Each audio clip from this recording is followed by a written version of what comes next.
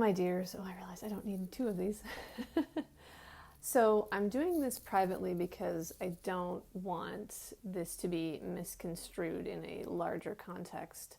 I'm going to invite a couple people that I know asked me for this video. I'm just looking to see if I can find her. Nope, not immediately. So I'm going to start with this. Obviously, I'm not a doctor. Obviously. Follow your own intuition and your own guidance about how you handle taking care of your physical body during this very trying time.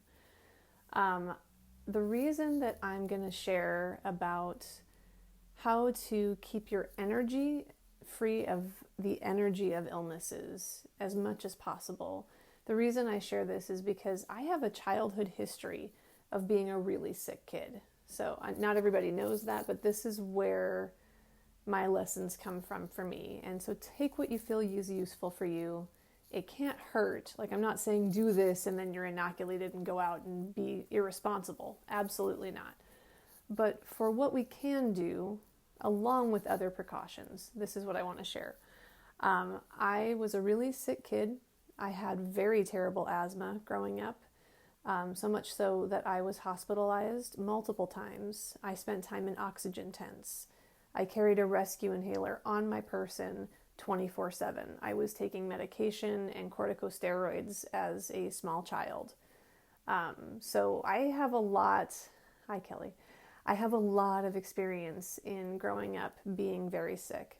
And what I can tell you now is that I have a deep, hey Laura, connection to what I can do with my physical body, how I can work with my lungs and my system to either amplify the experience of being sick or de-escalate the experience of being sick. And I'm an empath. It's part of the reason I'm doing this in a small group is because I know most of you in here understand what that means and probably are empaths yourself. So one of the things that I noticed as this coronavirus stuff was becoming more, around in the energy and people are getting more and more afraid before this week, I could feel parts of my system starting to get like, maybe we don't feel so good. Maybe my nose is trickly. Maybe I'm sort of getting depleted. Like, that's the voice it sounds like in my head. It's like, oh. And I know that I can, just like an emotion, I can compile on top of that feeling, or I can pivot it to something else. So that is one of the things I want to share. That when we are inundated with a lot of information about something, we can start to take it on. We can take on the energy of that negative thing, whether that's anxiety, whether that's anger, or whether it's actually information about an illness. There is a way that we start sending information to our body that's like, replicate this. We have mirror neurons in our brain that try to replicate experience for us, especially those of us who are empaths. So that's why we have to guard extra hard and do better cleansing to not take on illness. I just have seen it over and over, times when I've been around people where they felt sick and then some part of me started to worry, oh, maybe I might be getting a cold, oh, I feel a little sniffly. And then I just have to say to my system, no, we're not doing that. And then I visualize lots of health. For me, the way I do it is I visualize lots of hot sun, because I almost never personally, growing up mostly in Washington, never personally had the information of being sick while it was nice out. I usually had the experience of being sick while it was crappy out. And so just the cold and the dark and the moist and the blah. So I deliberately send a lot of sunshine, and I just think about, and that's a good visualization for this particular virus because it is not very heat resistant. So it is a good one to send the vision of like lots of heat to any kind of negative cells. That's a good way to start. So then the other thing I want to share is, because a lot of folks I know, and we don't know yet ultimately what people are getting sick with. Like, some people are getting this particular virus, but some people are getting the flu or getting a cold. Because of the lack of testing, we don't know which is which, right? So we want to guard against any of the kinds of sickness that are out there. And right now, everybody's hyper attentive, watching all of the media and knowing lots of people who are getting sick. And it's so easy to get our energy systems sort of on board with that. So because you all are empaths, when you are worried about other people, that is an energy that depletes you. I'm not saying don't care about people. Obviously, I care about people and you do too, and we should. But excess worry will deplete you.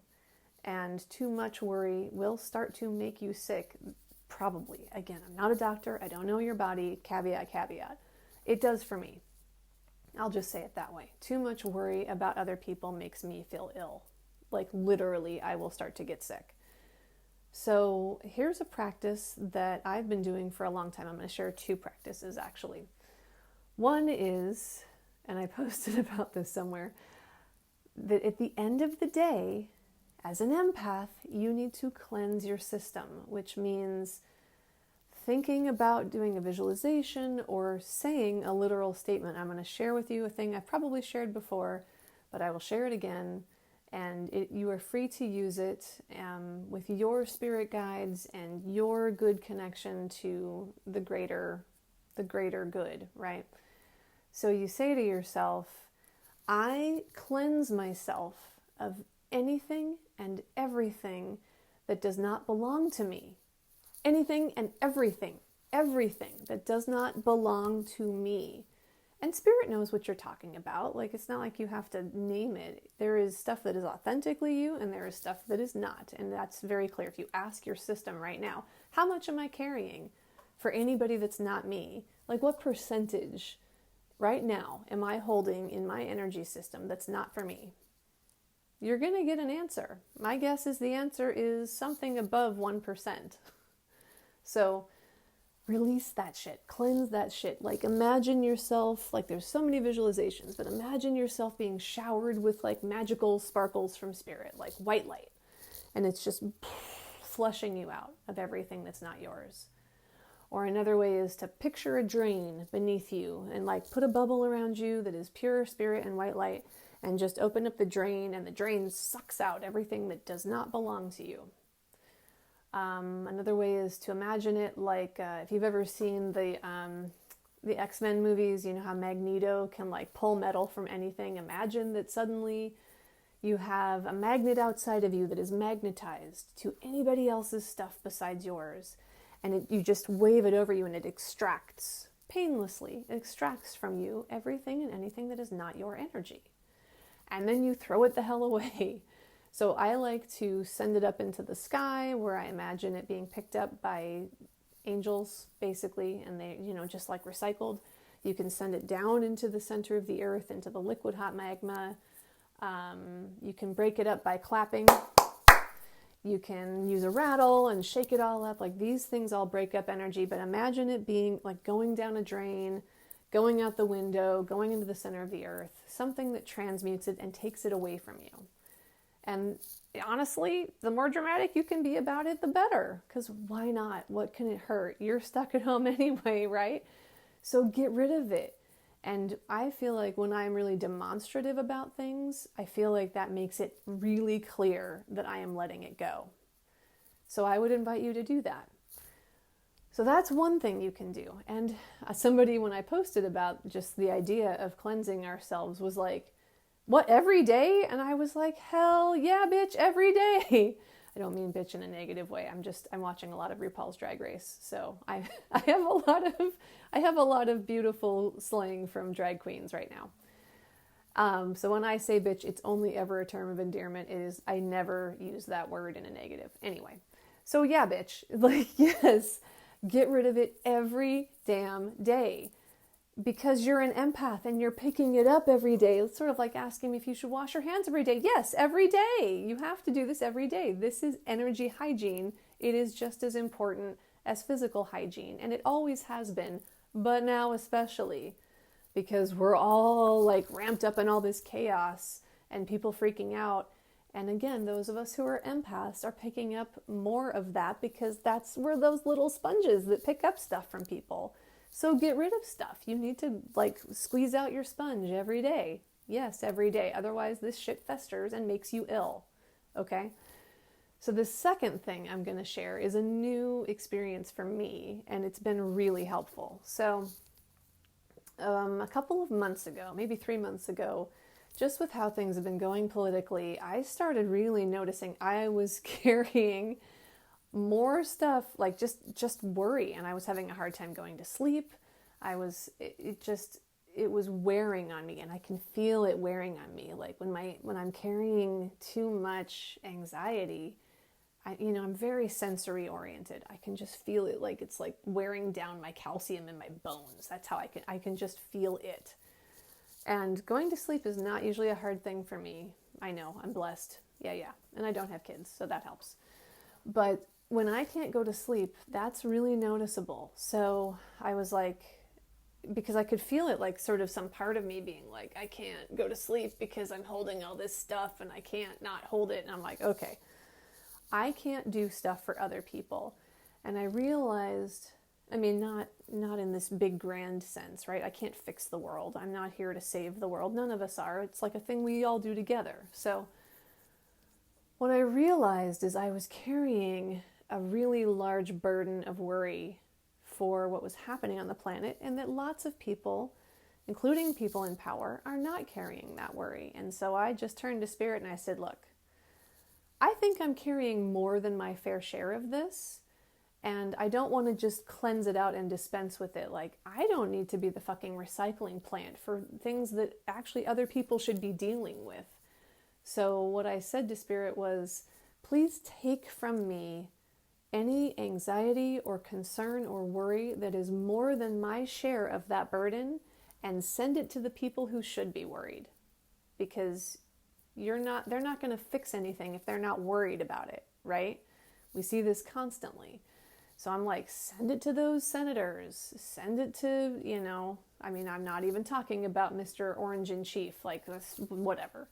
But there's other people who are somewhere, reasonable people who are not diseased in the head, who just for whatever reason of their privilege and isolation from actual suffering are not worried about things, and they should be.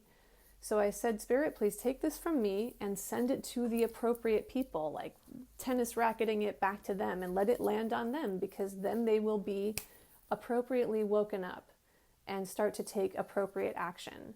They are in the position to do things that I am not in the position to do. Physically, authority-wise, I just made up a word, authority-wise, they are in those positions, and they should have this weighing on their conscience. So please take it from me and send it to them. And I've been doing that every day at the end of the day, and I feel so much better. Is it working for them? I don't know, but it makes me feel better, and it can't hurt, right? So I would encourage you, like, let's just say, strategery, yes, exactly, it is my strategery. Let's just say, let's just tune into this. Do those of us who are empaths pick up more than is ours? Yes. And so is there then less of that weight on those other people? Maybe. And so if we send it back, if we're just good strategic witches and send it back where it belongs, then those people will feel more of the burden that they should be carrying. So let's not carry it for them anymore. Let's send it back. I think that's going to help. Can't hurt. And since you're my little private enclave of witches, that's my recommendation to you. Take that burden of worry and send it where it should be. Send it to the people who should be doing something to help. So let it weigh on them. Let's just drop it right back on their shoulders. Yes, you should be worried. Yes, you are supposed to be taking care. Yes, what about what you owe to all of us? So those are my tactics. I hope that is helpful, my friends. It's nice to see Kelly, you, and Laura. And why don't you report in here and tell us how it's going? But here's the other thing that I'm going to challenge you on, because I know a couple of you watching, and I know a couple other folks who may watch later. And I know that some of you are likely to be like, ooh, that's a good idea. I should do that. And then you don't. This only works if you do it every day. It's like vitamins. It's like eating healthy. It's like going to the gym. It's like any of these things. Discipline, my friends, discipline. Do it every day. Make this the thing that you do to help the world. Do it every day. Even if it looks invisible. Try it for a week where you literally do this every day and see if you feel better. And commit to it if you do. Okay? I see you. I hope this was helpful. If you want to pass it on, I may see if I can download this video.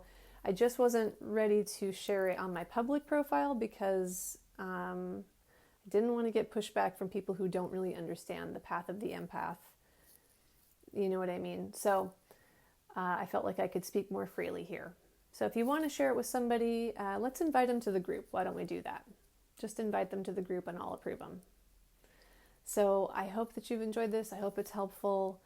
I think we're going to be connecting a lot more virtually for a while. So stay connected. Stay communicating. We need each other. You are special. All right. Bye, guys.